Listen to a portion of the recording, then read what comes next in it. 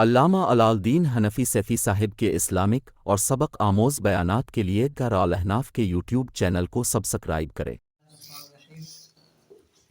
آج 12ویں سپارے کا خلاصہ بیان ہوگا۔ تو کل ہم نے 11ویں سپارے کا خلاصہ بیان کیا تھا، لیکن اس کے آخر میں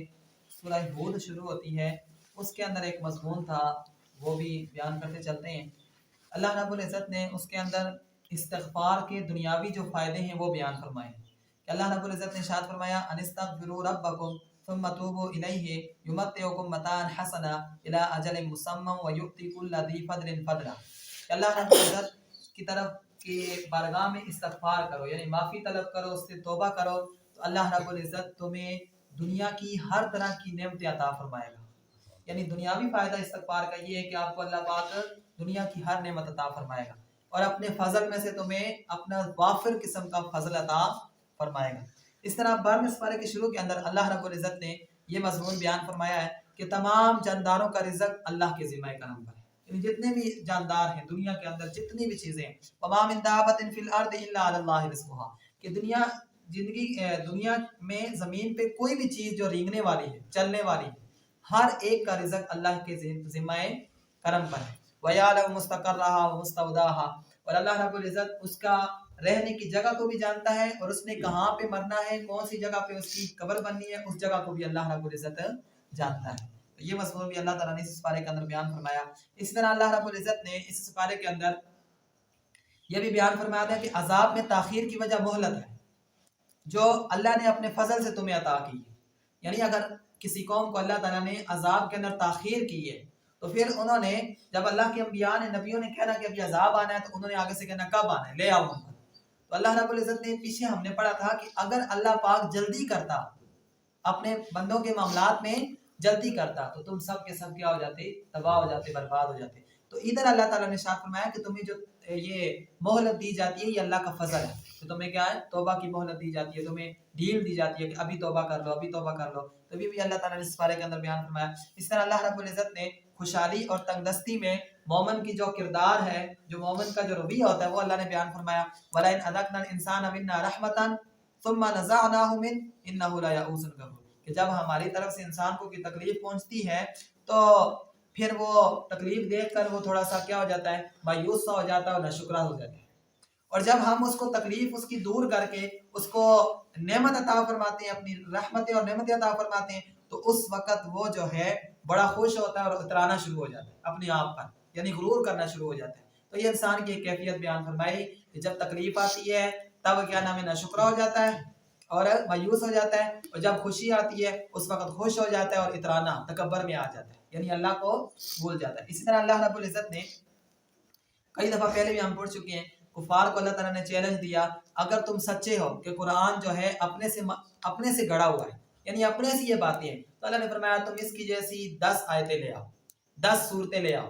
اور جتنے بھی تمہارے ساتھی ہیں، جتنے بھی تمہارے مددگار ہیں، سب کو بلا لو اور ان کو کہو کہ مل کر ہم بنانے کی کوشش کرتے ہیں، تب بھی تم بنا نہیں سکو گے۔ اس طرح اللہ رب العزت نے اس بارے کے اندر بیان فرمایا کہ جو بندہ دنیا کو آخرت پر ترجیح دیتا ہے، اس کا اللہ رب العزت نے بیان فرمایا کہ اس کو کچھ بھی نہیں ملے گا، نہ دنیا میں کچھ ملے گا، نہ کل قیامت والے دن، بلکہ یہ فرمایا کہ جو دنیا کو آخرت پر ترجیح دیتا ہے ہم اس کی دنیا تو بڑی اچھی کر دیں گے، لیکن کل قیامت والے دن اس کے لیے کوئی حصہ، بلکہ اللہ نے فرمایا کہ اس کے جتنے بھی اعمال ہیں وہ ضائع کر دیے جائیں گے اور کچھ بھی اس کے لیے نہیں ہوگا، صرف سوائے آگ کے، یعنی آگ ہی ہوگی۔ تو لہٰذا دین کو ترجیح دینی چاہیے، دنیا کو ترجیح نہیں دینی چاہیے۔ اسی طرح اللہ رب العزت نے جو اللہ کے متعلق جھوٹ بولتے ہیں، 12ویں سپارے کے اندر اللہ نے بیان فرمایا کہ جو اللہ کے متعلق جھوٹ بولتے ہیں ان کے بارے میں اللہ نے فرمایا کہ الا لعنت اللہ علی الظالمین، کہ ان ظالموں پر اللہ کی لعنت ہے جو اللہ کے بارے میں بھی جھوٹ بولتے ہیں کہ اللہ نے یہ فرمایا، اللہ نے ایسا کیا ہے، نعوذ باللہ، اللہ کا بیٹا عیسیٰ علیہ السلام ہے، عزیر علیہ السلام اللہ کے بیٹے ہیں، نعوذ باللہ۔ تو اللہ تعالیٰ نے ارشاد فرمایا کہ ان پر اللہ کی لعنت ہے کہ جو اللہ کے بارے میں بھی جھوٹ بولتے ہیں۔ اسی طرح اسی سپارے کے اندر نوح علیہ السلام کی اپنی قوم کو دعوت دینا اور آگے سے اس کی قوم کا انکار کرنا، پھر کشتی کا بنانا، پھر ان کے بیٹے کا دور ہونا، پھر بیٹے کا پانی میں غرق ہو جانا، اور اس قوم کا حضرت نوح علیہ السلام سے تکرار کرنا اور مناظرہ کرنا، یہ ساری باتیں اللہ رب العزت نے اس پارے کے اندر تفصیلاً بیان فرمائی ہے۔ اسی طرح قوم نوح پر جو عذاب آیا اور نوح علیہ السلام کے بیٹے کے بارے میں اللہ نے ارشاد فرمایا کہ جب نوح علیہ السلام نے کہا کہ جب وہ غرق ہونے لگا تو انہوں نے کہا یا اللہ میرا بیٹا، تو اللہ تعالیٰ نے فرمایا یہ تمہارے خاندان میں سے نہیں، اس کو چھوڑو، جو ایمان والا نہیں ہے اس کا تمہارے ساتھ کوئی تعلق، نوح علیہ السلام کا سکا بیٹا ایمان والا نہیں تھا، اللہ نے فرمایا اس کا تمہارے ساتھ کوئی تعلق نہیں ہے۔ تو پیچھے بھی ہم نے پڑھا کہ اگر قریبی رشتہ دار بھی آپ کا کافر ہو جائے، نعوذ باللہ، اللہ معاف کرے، اللہ ہم سب کو ایمان پر ہی رکھے، ہم سب مسلمانوں کو ایمان پر ہی موت عطا فرمائے۔ تو اللہ کا حکم یہ ہے کہ اگر قریبی رشتہ دار بھی تمہارے کفر کی طرف چلے جائے ان کا ساتھ مت دو، ان کو چھوڑ دو۔ تو یہاں پہ دیکھو نوح علیہ السلام کا بیٹا ہو کے اللہ تعالیٰ نے ارشاد فرمایا کہ وہ تمہارے خاندان میں سے نہیں ہے، اس کو چھوڑ دو۔ اسی طرح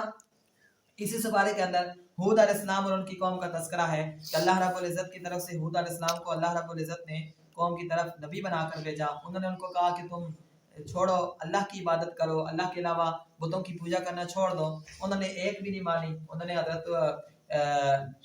جو ہود علیہ السلام تھے ان کا کیا کیا، جھٹلایا، تو اللہ تعالیٰ نے ان پر عذاب نازل فرمایا۔ اسی طرح صالح علیہ السلام کو اللہ رب العزت نے قوم سمود کی طرف بھیجا، اس کا پورا تذکرہ اللہ تعالیٰ نے ارشاد فرمایا۔ قوم سمود جو تھی ان کے ساتھ اللہ تعالیٰ نے ایک اونٹنی بھیجی صالح علیہ السلام کے لیے کہ معجزے کے طور پہ اونٹنی عطا فرمائی، ان کو کہا کہ اس اونٹنی کو کچھ نہیں کرنا، اس کو کوئی تکلیف نہ پہنچانا۔ انہوں نے بدبختوں نے اس اونٹی کی جو ہیں پونچھیں کاٹی، اس کے پاؤں کاٹے، تو اللہ کا عذاب آیا، سب کے سب قوم کیا ہو گئی، برباد ہو گئی۔ اسی طرح اسی سپارے کے اندر اللہ رب العزت نے ابراہیم علیہ السلام کو جو اسحاق علیہ السلام کی خوشخبری دی تھی، اور بہت یعنی بڑی عمر میں، روایات میں آتا ہے 100 سال یا 120 سال کی عمر میں آپ کو خوشخبری دی گئی، کس کی؟ حضرت اسحاق علیہ السلام کی۔ تو جب خوشخبری دی، فرشتے آئے، فرشتوں کے لیے آپ نے، حضرت ابراہیم علیہ السلام بڑے مہمان نواز تھے، آپ نے نا ان کے لیے بچڑا پکا کے رکھا، تو انہوں نے کھانا نہیں، انہوں نے کہا ہم نے نہیں کھانا، تو ان کو تھوڑا سا خوف آنے لگا حضرت ابراہیم علیہ السلام کہ یہ کیسی قوم ہے، کھانا بھی نہیں کھا رہے۔ انہوں نے کہا پھر ہم کیا نام ہے، اللہ کے فرشتے ہیں، ہمیں اللہ تعالیٰ نے قوم لوط کی طرف بھیجا ہے، ہم نے ابھی جا کے قوم لوط کو کیا کرنا ہے، اللہ تعالیٰ نے ہمیں ان پر مسلط کیا ہے، ہم نے ان کو جا کے ان کا جو ہے غیر فطرتی عمل کرتے تھے، آگے ہی قوم لوط کا ذکر آ رہا ہے، تو ان کی طرف بھیجا ہے۔ لیکن اس سے پہلے ہمیں یہ کہا گیا کہ جا کے حضرت ابراہیم علیہ السلام کو کیا دو، خوشخبری دو اسحاق علیہ السلام کی، اور اسحاق علیہ السلام کے بعد یعقوب علیہ السلام کی۔ ابراہیم علیہ السلام کی جو بیوی تھی زوجہ محترمہ بوڑھی ہو گئی تھی، تو جب انہوں نے یہ خوشخبری سنی تو وہ تھوڑی سی حیران ہو گئی، تعجب کیا یہ کیسی بات ہو سکتی، ابھی تو عمر ہی نہیں ہے۔ تو اللہ تعالیٰ نے ارشاد فرمایا کہ اللہ کی رحمت سے تم، جو اللہ کا معاملہ ہے، اللہ کی جو رحمت ہے، اس پہ تعجب کرنے کی کون سی بات ہے۔ تو پھر اللہ تعالیٰ نے حضرت ابراہیم علیہ السلام کو یعنی بڑھاپے کی عمر میں اللہ تعالیٰ نے اسحاق علیہ السلام اور اسحاق علیہ السلام کے بعد یعقوب علیہ السلام جیسے بیٹے عطا فرمائے۔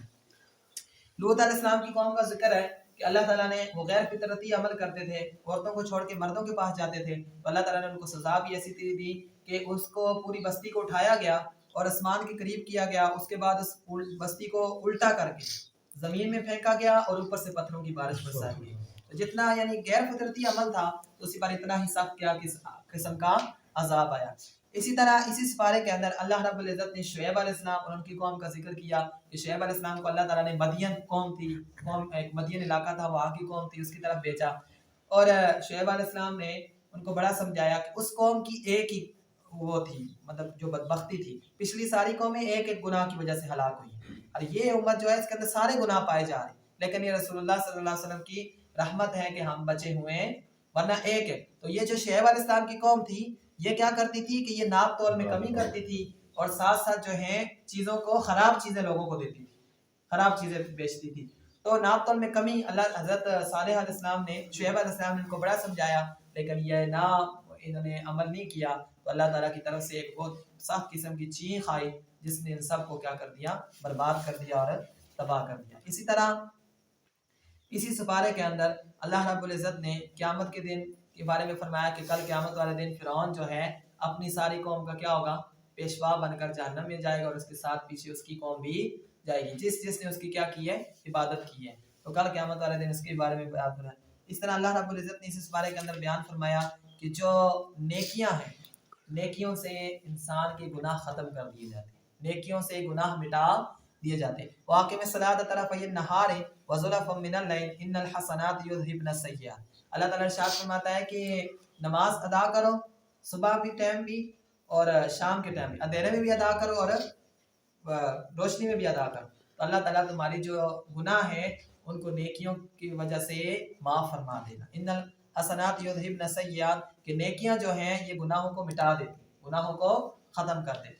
اسی طرح اس پارے کے اندر اللہ رب العزت نے ارشاد فرمایا کہ اللہ تعالیٰ اس قوم پر کبھی بھی عذاب نازل نہیں فرماتا جو قوم ہمیشہ اصلاح کی کوشش میں لگی رہتی کہ ہم ابھی یہ جو فتنہ ہے اس کو ختم کر کے اصلاح کی کوشش کریں، یہ جو فتنہ ہے اس کو ختم کر کے اصلاح کی کوشش کریں. تو اللہ تعالیٰ نے ارشاد فرمایا کہ وما کان ربک لیہلک القری بظلم واہلھا مصلحون کہ اس بستی کو اللہ تعالیٰ کبھی بھی برباد نہیں کرتا، کبھی بھی اس کے اوپر عذاب نازل نہیں فرماتا جس کے رہنے والے اصلاح کی کوشش کرتے ہیں، اور جس کے رہنے والے منافقت، ظلم، زیادتی یا لڑائیاں، فساد، فتنہ ڈالنے کی کوشش کرتے ہیں، وہ فتنہ آپس میں ڈال رہے ہوتے ہیں لیکن وہ اللہ تعالیٰ کے عذاب کو دعوت دے رہے ہوتے ہیں. لیکن جو اصلاح کی کوشش کر رہے ہوتے ہیں اللہ پاک اس قوم کو عذاب سے محفوظ فرمائے. قرآن کی بات. اسی طرح اس بارے کے اندر اللہ رب العزت نے بیان فرمایا، اب یہ اتنی ساری قوموں کا ذکر آیا ہے، انبیاء کے قصے بیان ہوئے، تو فرمایا کہ یہ سارے کے سارے ہم نے کیوں بیان فرمایا؟ نحن نقص علیک من انباء الرسل ما نثبت به فؤادک. ایک تو یہ ہے کہ آقا علیہ الصلوۃ والسلام کو فرمایا کہ ہم نے یہ رسولوں کے قصے اس لیے بیان کیے تاکہ آپ کا دل پختہ ہو جائے، اور دوسرا اور آپ کے پاس حق بھی آ جائے، اور ساتھ ساتھ یہ جو جتنے بھی ایمان والے ہیں سب کے لیے نصیحت اور کیا بن جائے، وصیحت اور نصیحت بن جائے. یعنی جتنے بھی ایمان والے ان کے لیے یہ سب کے سب قصے کیا بن جائے، نصیحت بن جائے. تو یہ چند قوموں کا ذکر آیا ہے. شعیب علیہ السلام کی قوم